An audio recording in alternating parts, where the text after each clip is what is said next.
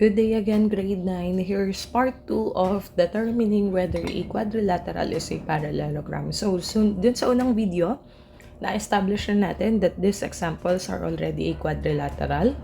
Ang check na lang natin ay kung ito ay mga parallelogram. So nasagutan na natin si numbers 1, 2, and 3. Let's go to number 4 to 6.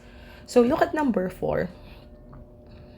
You will look at number 4. Gaya ng pinaliwanag ko doon sa unang video, kapag merong diagonals, ulitin lang natin, yung diagonals ay yung segment that connects two opposite sides or rather opposite angles and opposite vertices. So ito yon or ito.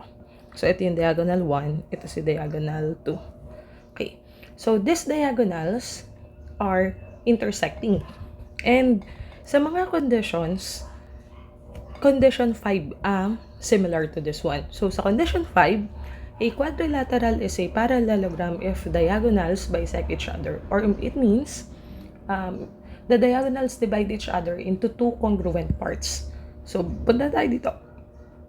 Merong symbol for congruency. This one, importante to.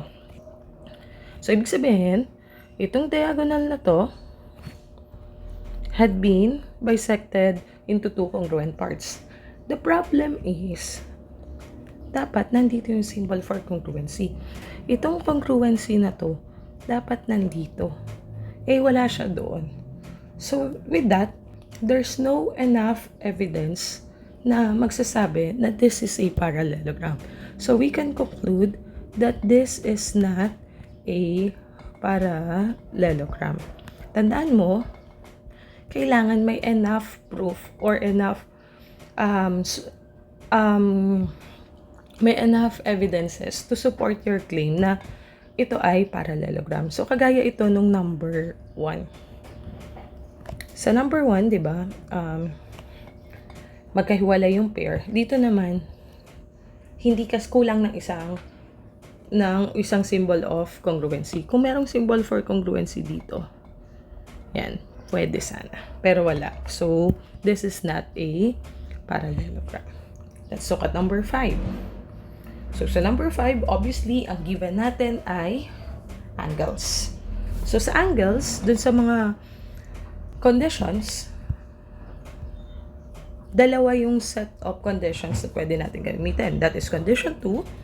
A quadrilateral is a parallelogram if both pairs of opposite angles are congruent. So, check natin. The problem here is, tatlo lang yung given angle. So, may missing angle dito. So, hindi natin pwedeng basta ilagay. Okay? So, since hindi pa natin alam kung parallelogram to, so hindi natin pwedeng isolve basta ito. So, ang goal pa lang natin is i-prove na parallelogram siya. So, with that, hindi pwede si condition 2. So, let's check condition 3. Kasi yun lang naman yung conditions na nag-i-state ng angle. So, dun ka magpo-focus. Lagi mo check ano yung given. Tapos, mula dun sa given, check mo ano yung mga conditions na pasok doon. So, dito sa example natin, ang pasok ay condition 2 and condition 3. On condition 3, a quadrilateral is a parallelogram if both pairs of consecutive angles are supplementary to a given angle. Tandaan mo, gaya nga nasabi ko, ang consecutive angles is yung kasunod na angle niya. So, sabi, a quadrilateral is a parallelogram if there are both pairs of consecutive angles that are supplementary to a certain angle. So, dito, ang nasa gitnang angle natin ay yung 73 degrees. And, yung consecutive angles nitong 73 ay itong 107 and 107. So, we just need to check if these consecutive angles are supplementary to 73 degrees. So, to check if these are supplementary, tandaan mo, supplementary means the sum of the angles is 180 degrees. So, that will, check lang natin. So, that should be 107 plus 73. That should be equal to 180. And since 107 plus 73 is 180, therefore, this quadrilateral is a parallelogram. Based on what condition? Condition 3. Bakit condition 3? Since 107 and itong dalawang 107 which are consecutive angles kasunod nung ating reference angle which is 73 degrees, then this quadrilateral is a parallelogram. And last number 6. So obviously, we have angles and we have diagonals. So angles ito, then diagonals ito. Ayan. So bago ko makalimutan, if you are one of my students, I'm thinking of using yung comment section dito sa ating video para magbigay ng certain chips kasi napapansin ko yung iba hindi tinatapos or hindi na pinapanood yung ibang part ng video. Okay? So yung iba nag-i-skip yata kasi minsan nahuhuli ko na may sinabi ako sa video tapos hindi nila naalala. So this time, kung ikaw ay one of my students, to get an extra chip, recitation chip, write your name and section doon sa ating comment section.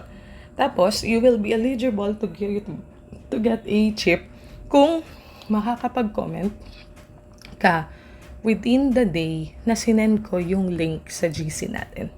So, if I send it today, dapat within today, makakomment ka. Kapag lumagpas ka today, hindi na puro kasali yun. Okay, so, I hope wag naman sabihin sa iba, baka naman message nyo agad, oy, mag-comment ka kasi ganito. Tandaan mo, ang goal natin, kaya natin ginagawa itong video na ito, ay para makatulong sa inyong online class. And I'm really hoping na talagang nakakatulong siya. So, syempre, mahirap makatulong isang bagay na hindi mo naman pinapanood. So, I'm hoping na napapanood talaga. So, with that, ulitin ko yung mechanics. Comment your name, grade, and section within the day na sinend ko yung link doon sa inyong mga GC. Then, after that day, or the next day, I'll send kung sino yung may extra chip sa GC ninyo. Okay? So, going back to this one, you have this example. So, gaya na sabi ko, given yung angles and diagonals. So, sa mga conditions, si condition 2 at 3, angles ang tinutukoy. Pero, pansinin mo, na yung angles na to ay neither opposite nor consecutive. These are angles formed by the diagonals. So, hindi siya dito nakalagay sa mga corners.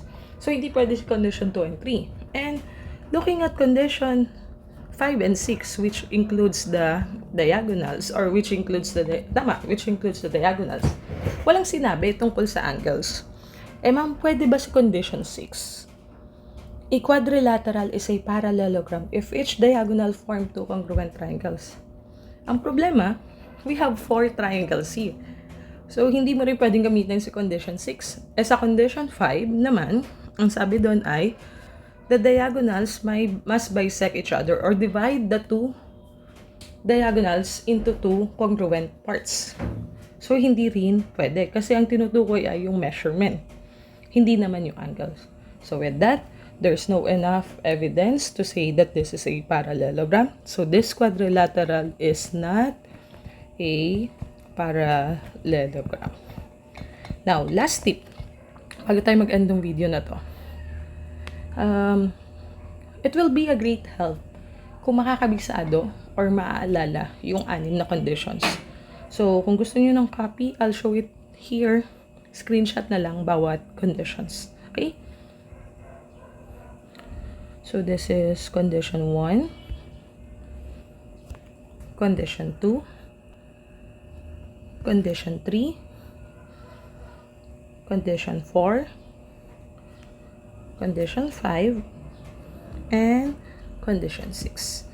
Now, di ko na inisa-isa yung mga conditions sa mga videos. Gawa nga ng diniscuss na natin ito through face-to-face and online classes.